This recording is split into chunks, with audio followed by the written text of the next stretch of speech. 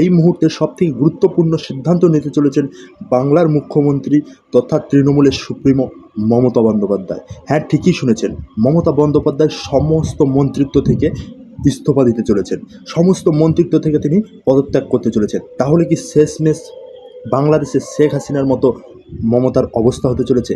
চলুন আগে ভিডিওটা দেখে আসি, তারপর আসছি বাকি আলোচনায়। এরপরে আশা করি জনগণ আমাকে ক্ষমা করবেন আমার এই কটি কথা বলার জন্য। আমাদের নামে আমাকে অনেক অসম্মান করা হয়েছে, আমাদের সরকারকে, মামাটি মানুষের সরকারকে অনেক অসম্মান করা হয়েছে, অনেক অপমান করা হয়েছে, সোশ্যাল নেটওয়ার্কে অনেক ভুল বোঝাবুঝি হয়েছে, অনেক কুৎসা অপপ্রচার হয়েছে, যারা সাধারণ মানুষ জানতেন না যে এর মধ্যে একটা কালার আছে। মানুষ এসেছিলেন বিচার চাইতে তিলোত্তমার, কিন্তু আশা করি মানুষ বুঝতে পারছেন ওরা বিচার চায় না, ওরা চায় চেয়ার। আমি মানুষের স্বার্থে এমনকি নিজে পদত্যাগ করতেও রাজি আছি। আমার মুখ্যমন্ত্রীর পদ চাই না, কিন্তু আমি চাই মানুষ বিচার পাক, তিলোত্তমা বিচার পাক, আর সাধারণ মানুষ চিকিৎসা পাক। আর তা না হলে কিন্তু আপনাদেরও যেমন আন্দোলন আছে, পরিবারগুলো যদি আমাদের কাছে কৈফিয়ত চাই, আমাদেরও তো কৈফিয়ত দিতে হবে। আমরা তার জন্য ভিডিওতে দেখলেন দিদি নিজের মুখে বলছে তিনি সমস্ত মন্ত্রিত্ব পদ থেকে ইস্তফা দিতে, পদত্যাগ করতে রাজি আছেন। এখন প্রশ্ন হচ্ছে, দিদি কি সত্যি সত্যি পদত্যাগ করতে চলেছেন, না দিদি অ্যাকচুয়ালি ভয় পেয়ে এই কথাগুলো বলছে, না দিদি সমস্ত সাধারণ মানুষের সহানুভূতি পাওয়ার জন্য এই কথাগুলো বলছে?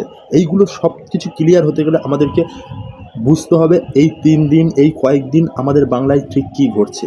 এই কয়েকদিন বাংলায় ঘটছে জুনিয়র ডাক্তারদের প্রোটেস্ট আন্দোলন, এবং তারা চাইছে দিদির সঙ্গে বৈঠকে বসবে এবং সেটা লাইভ সম্প্রচার করা হবে, কিন্তু দিদি সেটাতে রাজি নয়। তাহলে দিদি সেটাতে রাজি হলো না আন্দোলনে বসতে, অথচ দিদি পদত্যাগ করতে চাইছেন। তাহলে দিদি কিসের জন্য পদত্যাগ করতে চাইছে, কিসের ভয়ে? কিছু তো একটা আছে। আন্দোলনে বসতে চাইছে না, লাইভ সম্প্রচার করতে চাইছে না, তাহলে দিদি কাদের বাঁচানোর জন্যে নিজের মন্ত্রিত্ব, নিজের মুখ্যমন্ত্রীর পদটাকেও ত্যাগ করতে চাইছেন? কাদের বাঁচানোর জন্য, কিসের বাঁচানোর জন্য? এই প্রশ্নটা সাধারণ মানুষের, আমার আপনার সবার মধ্যে এই একই প্রশ্ন, সেম প্রশ্ন ঘুরে ঘুরে বেড়াচ্ছে। তাহলে দিদি কি সত্যিই ভয় পাচ্ছে? দিদি কি সত্যিই ভয় পাচ্ছে তার অবস্থা বাংলাদেশের শেখ হাসিনার মতো না হয়? না দিদি এমন কেউ আছে, এমন কাউকে বাঁচাতে দিদি পদত্যাগ করতে চাইছে, অথচ সেই নামগুলো সবার সামনে আনতে চাইছে না? এখন প্রশ্ন এটাই সবথেকে ইম্পর্টেন্ট নিউজ হতে চলেছে কলকাতার, সবথেকে ইম্পর্টেন্ট। দিদি চাইলে সাধারণ জনগণ, অ্যাকচুয়ালি যে জুনিয়র ডাক্তাররা আছে তাদের সঙ্গে লাইভ সম্প্রচার করে বৈঠকে বসতে পারতেন, আলোচনা করতে পারতেন।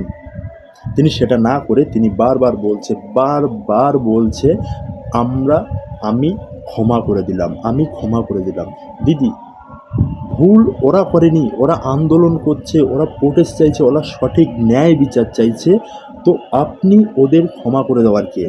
সাধারণ জনগণ চাইলে আপনাকে ক্ষমা করবে, সাধারণ জনগণ চাইলে আপনাকে ওই মন্ত্রিত্ব পদে রাখবে। তাহলে আপনি ক্ষমা করে দেওয়ার কে? আর আপনি কিসের ভয় পাচ্ছেন? এটা সাধারণ মানুষের থেকে আমারও একটা প্রশ্ন, আপনি কিসের ভয় পাচ্ছেন যে মন্ত্রিত্ব পদ হারাতে রাজি আছেন, অথচ বৈঠকে কাকে লুকাতে চাইছেন? বৈঠকে লাইভ সম্প্রচার করতে চাইছেন না, কাকে লুকাতে চাইছেন? আজকের আপনি বারবার বলছেন অনেক তো হলো, এবার পুজো নিয়ে মেতে ওঠা যাক। দিদি অ্যাকচুয়ালি পুজো নিয়ে কি করে মাতবে?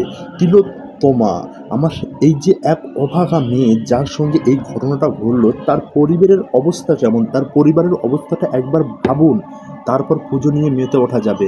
আপনি চেয়েছিলেন কি?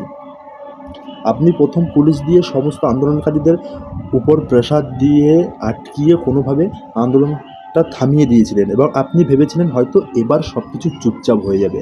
যখন দেখছেন আপনি চুপচাপ হচ্ছে না, এই জিনিসটা স্থিতিশীল হচ্ছে না, তখন আপনি বাধ্য হয়ে বলছেন আপনি ক্ষমতা থেকে, মন্ত্রিত্ব পদ থেকে পদত্যাগ করতে চাইছেন। মানে এটা তো সাধারণ মানুষের বুঝতে তো বাকি নেই। অ্যাকচুয়ালি আপনি ভয়ে বলছেন, নিজের মন্ত্রিত্ব পদ থেকে ইস্তফা দিতে চাইছেন না, এটা আদৌ ঠিক নয়। আপনি মন্ত্রিত্ব পদটাকে বাঁচাতে চাইছেন, তার জন্য এটা একটা নতুন ড্রামা করছেন। এটা আপনার ড্রামা সবাই টুকটাক এখন জেনেই গেছে। সিম্পল বিষয়, ছোট্ট বিষয়, আপনি চাইলে আন্দোলনকারীদের জুনিয়র ডাক্তারদের সঙ্গে বসে সুষ্ঠুভাবে মীমাংসা করে নিতে পারতেন। আপনি সেটা করলেন না। আপনি আরও উঁচু গলায় গর্ব করে বলছেন আমি ক্ষমা করে দিলাম। আপনি অ্যাকচুয়ালি ক্ষমা করে দেওয়ার কে?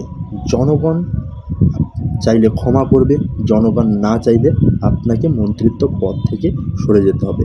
এই নাটক করে আর সহানুভূতি আপনি পাবেন না, এটা ক্লিয়ার। কারণ এই আন্দোলন চলছে, চলবে। আপনার পুজো, আপনার ক্লাব সব সাইডে রাখুন, এই আন্দোলন চলছে। আর আমরা চাই এই পুজোটাকে বয়কট করতে। যেখানে মহিলাদের ইজ্জতের কোনো দাম নেই, সেখানে কি করে মাতৃবন্দনা হবে, সেখানে কি করে এক মায়ের পূজা হবে? তো আপনি চাইলেন ক্লাব, পুজো কমিটি এইসব নিয়েই থাকুন, আমরা চাইছি না পুজো। আর তোমাদের সবাইকে বলছি, কিছুভাবে হলে এইভাবে হলে এই আন্দোলনটাকে সমর্থন করুন। যে পথে নামতে পারছেন নামুন, যে রাস্তায় নামতে পারছেন নামুন, না হলে বাড়িতে বসে সোশ্যাল মিডিয়ায় যেভাবে হোক আন্দোলনটাকে সমর্থন করুন। আর এই ভিডিওটাকে শেয়ার করুন, সবারই জানা দরকার, সবারই শোনা দরকার।